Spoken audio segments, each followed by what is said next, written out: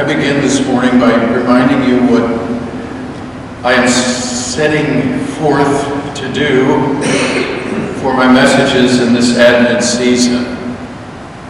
And that is, there are 4 Sundays in Advent, and there are 4 Gospels in the New Testament. And there are 2 Gospels, Matthew and Luke, that give to us what we call birth narratives. They talk about the birth of Christ. Matthew and Luke. Mark and John do not. So last Sunday we looked at Matthew. Today we're going to look at Matthew. On the 3rd and 4th Sundays we're going to look at Luke. Today we look at the Magi.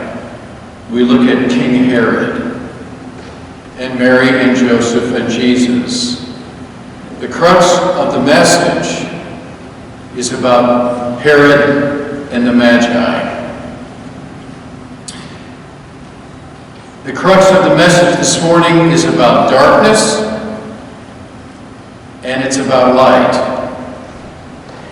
And I worked hard this week, leading up, or last week I guess now, I worked hard last week trying to find quotes about the positive aspect of darkness. And it was really hard they are really hard to find. You and I are so conditioned to think that darkness is always a negative thing, and it's not.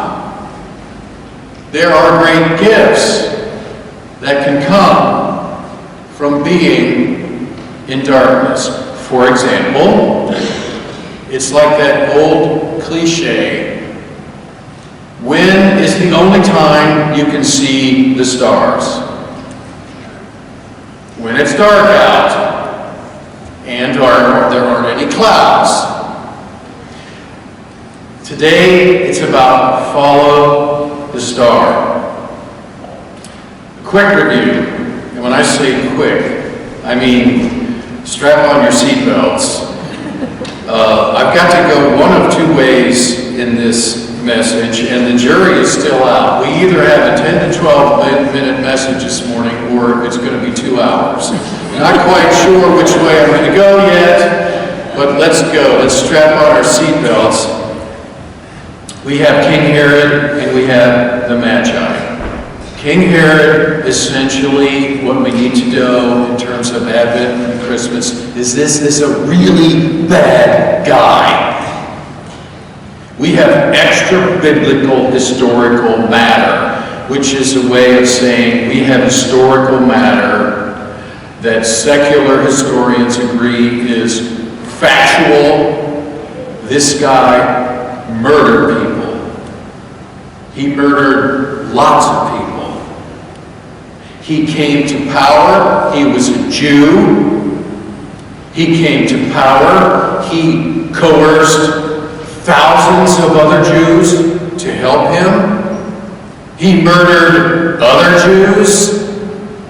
And he went in cahoots with the Romans. And like the Romans, Herod was very good at what he did. Can you imagine politicians being very good at what they do? Can we try to imagine this? Herod was a bad guy. And Matthew tells us that the Magi, and by the way, the Magi, everybody agrees, they were very, part of the point is, they were very wealthy. They were very foreign. They were what most people refer to as pagans. And by the way, that's what you and I would have been if we were in this story. Non-Jews, foreigners, and those very wealthy Magi. And by the way, I always need to be careful here because I have this one Christmas that haunts me.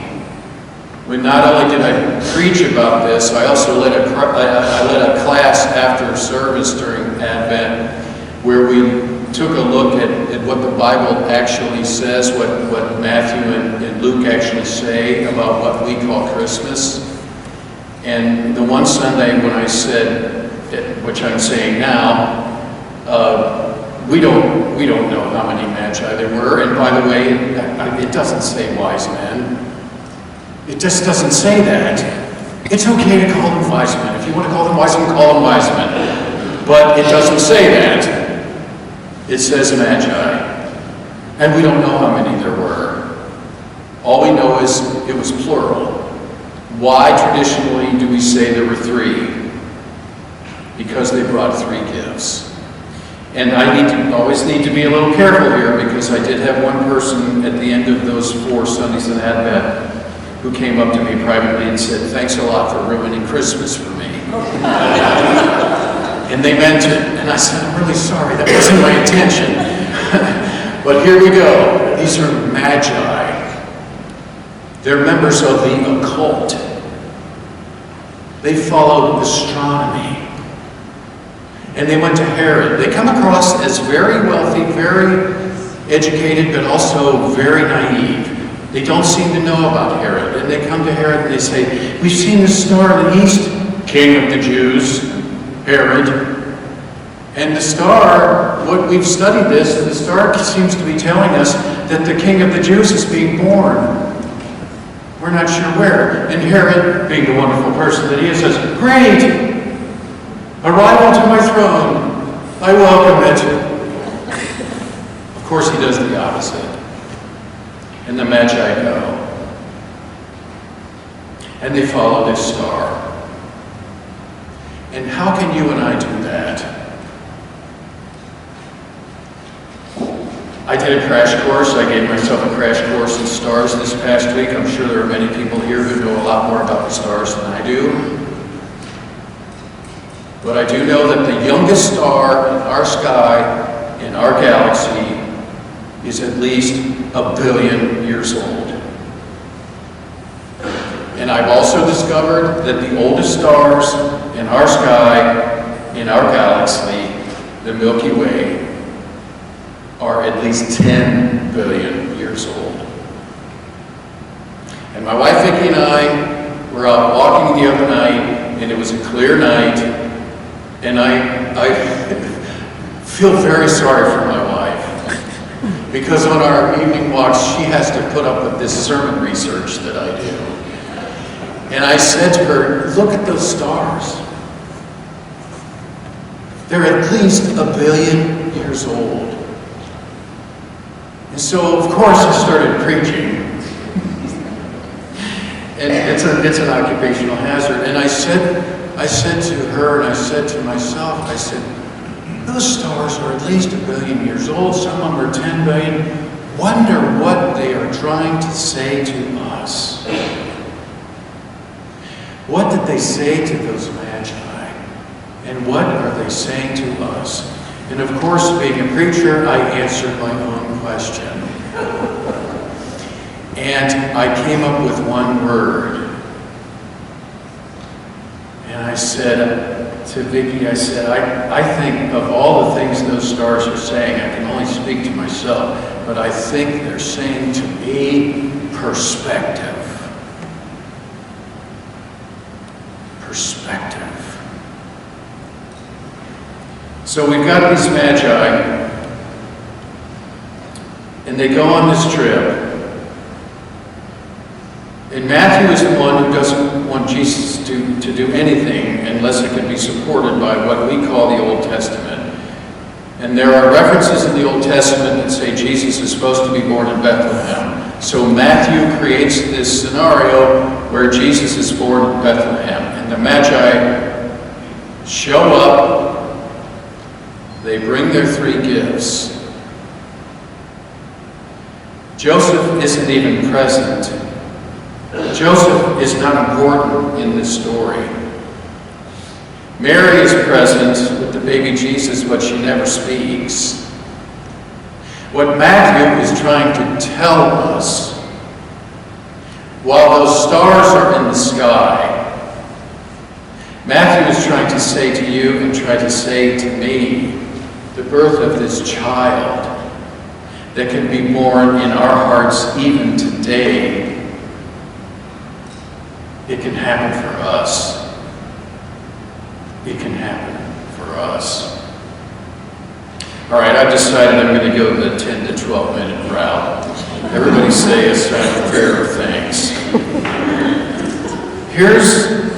Here's my takeaway, one of my takeaways from following the star, and two things. One is, so far in my life, I can only remember one time when the stars in the sky took my breath away. It was many years ago. We've already heard a cowbell today from my childhood in Union County.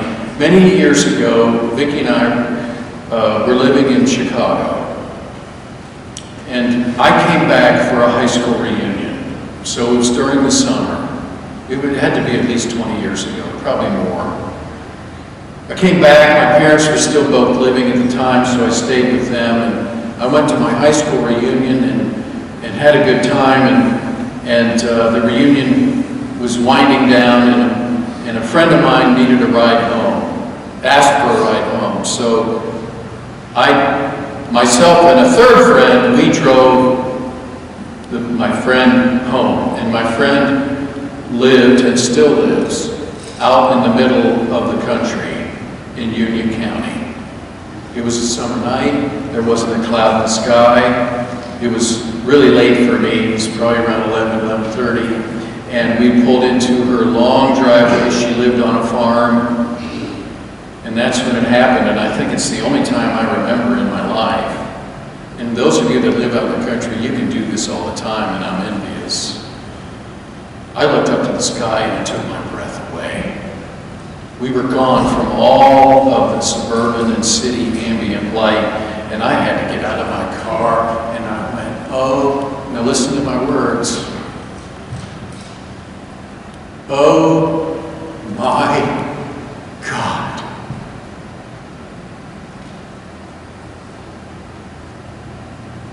Look at all those stars. What are they saying to us? I think they're saying the same thing that they said to the Magi thousands of years ago. It's something about new birth, and it's something about perspective. Here's my finish, and it involves a bell. It was 1964. I was 6 years old. Now you can figure out how old I am.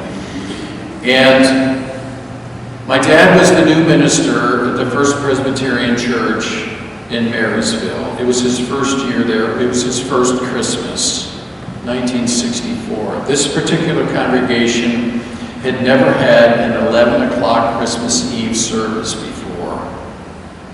And my dad, the eager new minister, wanted to have an 11 o'clock service. And of course, he had two ushers at his disposal who lived at home. Me, I was 6, and my older brother, Jeff, who was 8. My younger sister, Jill, was 4. She stayed at home with Mom. And so my dad led this 11 o'clock service. He wasn't sure if one person was going to come or 100. And Jeff and I ushered. I remember it vividly to this day. And if you've been in Marysville, it's the Whitestone Presbyterian Church downtown, across the street from the beautiful Union County Courthouse. And sure enough, it was like it turned into this Disney movie where people started streaming in about 10:45 and 10:50 and 10:55. There were probably about 75 people there, which was over-the-top success. Now, I'm probably going to give you too much information here, but this is one of the reasons why I remember it. In my house at that time, my parents were teetotalers. That changed over time, but that's something I don't want to talk about in the pulpit. But at that time, my parents were teetotalers, and I was one of the ushers, and I handed one of these guys that came in for worship, I handed him one of the bulletins, and his breath smelled really funny. And my dad was hanging out in the back, waiting for the time to start the service, and I went over, and I was very concerned. I was a good boy. And I was very concerned, and I went over to my dad, and I said, Dad,